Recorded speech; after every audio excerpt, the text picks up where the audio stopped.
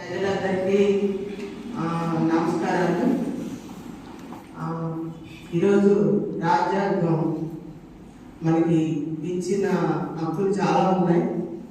అవి చాలా మంది అంటారు అంబేద్కర్ మా దేవుడు మాకు ఇచ్చాడు అంటారు. కాదండి, మాకు కూడా ఇచ్చాడు. ఈ రోజున అందరూ కూడా ప్రశాంతంగా బతుకుతున్నాం అని అంటే ఆ రాజ్యాంగం వల్లే.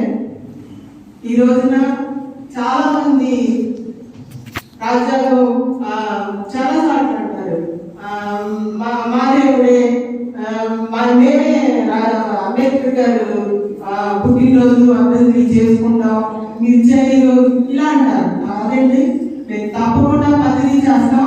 అంబేద్కర్ గారు మీ దేవుడే కాదు, మాకు కూడా దేవుడే. ఎందుకంటే ఆయన మనకి ఈ రోజున ప్రశాంతతని ఇచ్చారు. ఆ రోజు మాకు కష్టాలు పడ్డారు. ఈ రోజు మనకి చెడు మంచి అంటారు. ఆ రోజు నాకు చెడు జరిగినాయి. ఈ రోజు దాని అంబేద్కర్ గారు రాసిన రాజ్యాంగం వల్ల మనకి మంచి జరుగుతుంది. కాబట్టి ప్రతి ఒక్కరు కూడా మానవద్దు మనది అనుకున్నాం. అంబేద్కర్ గారు మన అంబేద్కర్ గారు. కాబట్టి ఇంకో విషయం ఏంటి అంటే, ఈ రోజున ఇప్పుడున్న రాజకీయ నాయకులు కొత్త రాజ్యాంగం రాస్తున్నారు. అదేంటి అంటే, అంబేద్కర్ గారు ఏం చెప్పారు? ప్రతి ఒక్కరికి అడిగే హక్కు ఉంది, ప్రశ్నించే హక్కు ఉంది, పోరాడే హక్కు ఉంది అని అంబేద్కర్ గారు చెప్పారు. కానీ ఇప్పుడున్న రాజకీయ నాయకులు మేము ఏది శాసిస్తే అదే జరుగుద్ది, మేము ఏది నిర్ణయిస్తే అదే జరుగుద్ది, మేము కాళ్ళ రాస్తే మేము మా కాళ్ళ మీద పడుకోవాల్సిందే అంటున్నారు రాజకీయ నాయకులు. అది మనం ప్రశ్నించాలి. రాజకీయ అంబేద్కర్ గారు రాసిన రాజ్యాంగం ఏంటి, దాని పరిస్థితి ఏంటి అని మనం ప్రశ్నించాలి. మనం అంబేద్కర్ గారు పుట్టినరోజులు ఇవన్నీ చేసుకోవడం కాదు. ఆయన రాసిన రాజ్యాంగాన్ని ఇప్పుడు ప్రభుత్వం ఎందుకు కాళ్ళ రాస్తుంది, ఎందుకు మనకి ప్రశ్నించే హక్కు లేకుండా చేస్తుంది ఏంటి అని చెప్పేసి మనం ప్రభుత్వాన్ని నిలదీయాలి. అది ఆయనకి ఇచ్చే గిఫ్ట్ మనం. అంతేగాని ఆయనకు అర్థం చేసి దండాలు పెట్టి ఆయనకి ఏంటంటే ఆయన పడ్డ కష్టానికి మనకి ఇచ్చే గిఫ్ట్ కాదు అని నా అభిప్రాయం. ఈ రోజుల్లో చాలా మంది చాలా కష్టాలు పడుతున్నారు. అంటే మనం ఏదో భగవంతుడు ఇచ్చిన ఆస్తుపాస్తులు ఉన్నాయని చెప్పేసి మనం హ్యాపీగా ఉంటున్నాం. కానీ అది లేకుండా పరిస్థితి కూడా ఆలోచించండి. ఒక పోలీస్ స్టేషన్కి వెళ్తే న్యాయం జరగదు, ఒక కోర్టుకి వెళ్తే న్యాయం జరగదు, ఒక పెద్దవాడి దగ్గరికి వెళ్తే లంచం అడుగుతున్నాడు. ఈ ఎన్నో కష్టాలు పడుతున్నాడు ఈ రోజు ఒక మనిషి. పేదవాడు అనేవాడు ఈ రోజున పడ్డ కష్టాలకి మనందరం కూడా వారికి మంచి జరిగేలాగా వారికి సపోర్ట్ గా నిలబడాలి. అంతేగాని మనం ఏదో స్టేజ్ మీద నాలుగు మాటలు మాట్లాడేసి వెళ్ళిపోయి మన ఇంట్లో కూర్చోవడం కాదు. ఎవరికి న్యాయం జరిగినా సరే ప్రశ్నించాలి, పోరాడాలి.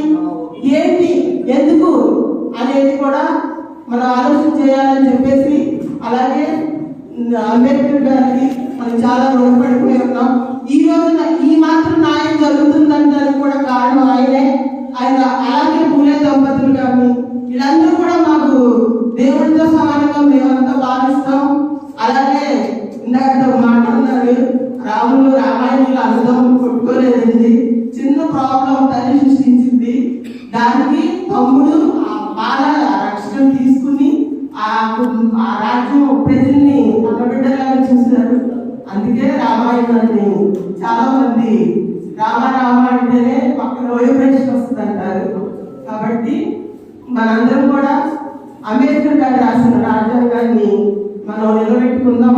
నాకు ఫేవర్ అండి, వెంకటేశ్వర గారు తీసారని వచ్చాను. నేను మాట్లాడిన ఆలోచన కూడా వస్తుంది.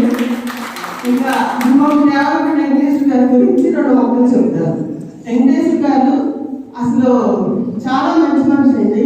ఎందుకంటే ఏది జరిగినా సరే ఒక మీటింగ్ లాంటిది పెడతారు, 10 మందిని పిలుస్తారు, వాళ్ళకి ఆ మీటింగ్ పరిశీలన చేస్తారు. అది ఎందుకు జరుగుతుంది, దేనికి జరుగుతుంది, ఎలా జరుగుతుంది అనేది కూడా మనకు తెలియపరుస్తారు. అందరినీ కూడా ఒకేలాగా చూస్తారు. ఒక మనిషిని ఒకలాగా అస్సలు చూడరు. అందరికీ ఒకే న్యాయం జరుగుతుంది. ఆయన దగ్గరికి వస్తే 10 మంది బాగుపడాలని అనుకుంటారు, కానీ ఆయన ఒక్కడే ముందుకు వెళ్ళాలని అనుకోరు. అదే నాకు నచ్చుద్ది. మా కులం కూడా నన్ను అంత చేయలేదు. ఈయన నాకు ఇచ్చే సపోర్ట్కి నేను చాలా చాలా సంతోషపడుతూ ఉంటాను. వెంకటేశ్వరరావు గారు, అమ్మ మన ఢిల్లీ అంటామన్నా నేను చెప్తాను ఆయన కదా, నాకు అంత గౌరవం, నాకు ఒక పెద్ద లాంటి వాడు. నేను ఆయనకి ఎప్పుడు కూడా ఒక సిస్టర్ లాగా తోడుగా ఆయనకి సపోర్ట్గా నిలబడతాను. అలాగే ఇక్కడ వచ్చిన వాళ్ళందరికీ కూడా చాలా చాలా ధన్యవాదాలు. Thank you so much.